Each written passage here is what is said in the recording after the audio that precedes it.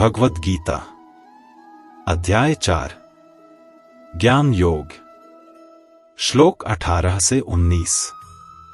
कर्मण्य कर्म यः पश्येद कर्मणि च कर्म यः स बुद्धिमान मनुष्येषु स युक्तः कृत्स्न कर्मकृत् यस्य सर्वे समारंभाः काम संकल्प वर्जिता ज्ञानाग्निदग्ध कर्माणि तमाहुः पंडितम बुधाः। जो व्यक्ति कर्म में भी अकर्म को देखता है और अकर्म में भी कर्म को पहचानता है, वही मनुष्यों में बुद्धिमान है, वही योगयुक्त है और उसने सारे कर्म कर लिए माने जाते हैं। जिस व्यक्ति के सभी कर्म कामना और इच्छा से रहित होते हैं और जो व्यक्ति ज्ञान की अग्नि से अपने कर्मों को जला चुका होता है, उसे ज्ञानीजन सच्चा पंडित या बुद्धिमान कहते हैं। श्री कृष्ण इस श्लोक में आध्यात्मिक रहस्य प्रकट करते हैं जो हमारी सामान्य सोच को चुनौती देता है। वह कहते हैं कि सच्चा ज्ञानी वही है जो बाहरी रूप पर नहीं बल्कि कर्म के पीछे छिपी भावना और चेतना को देख पाता है। कोई व्यक्ति बाहर से बेहद व्यस्त दिख सकता है, दिन भर काम कर रहा है, पर भीतर से पूर्ण रूप से शांत, निस्वार्थ और अहंकार से मुक्त हो सकता है। यह कर्म में अकर्म है, यानी कर्म करते हुए भी भीतर निष्क्रिय होना।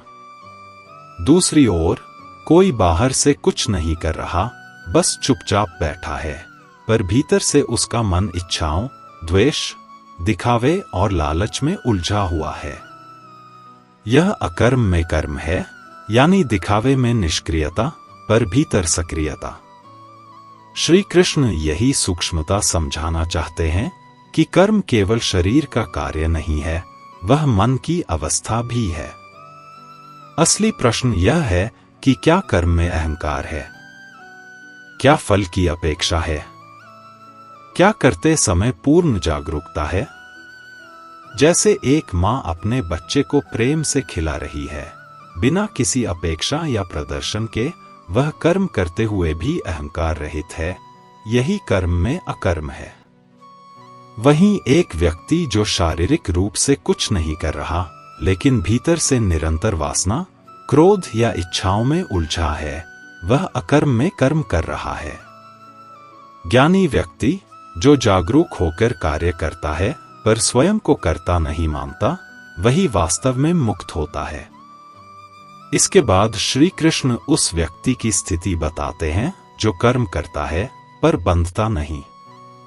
वह कहते हैं कि वही सच्चा बुद्धिमान है जिसके सभी कर्म कामना और अपेक्षा से रहित होते हैं और जो ज्ञान की अग्नि में अपने अहंकार और आसक्ति को जला चुका होता है।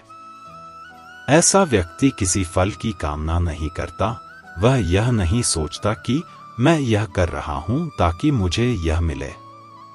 वह संसार की क्षणभंगुरता को जानता है और इसलिए उसका हर कर्म सहज, निस्वार्थ और शांत होता है।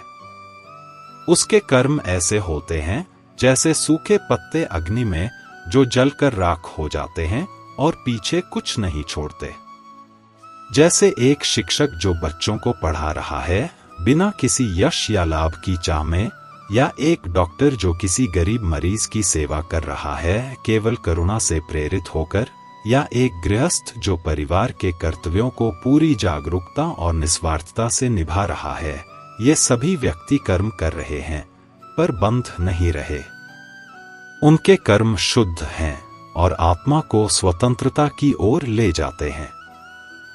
यही वह मुक्ति है जिसकी ओर श्री कृष्ण हमें ले जाना चाहते हैं। कर्म से नहीं भागना बल्कि उसे जागरूकता, निस्वार्थता और अहंकार शून्यता से करना, जिससे जीवन में कर्म करते हुए भी आत्मा पूर्ण रूप से मुक्त हो जाए।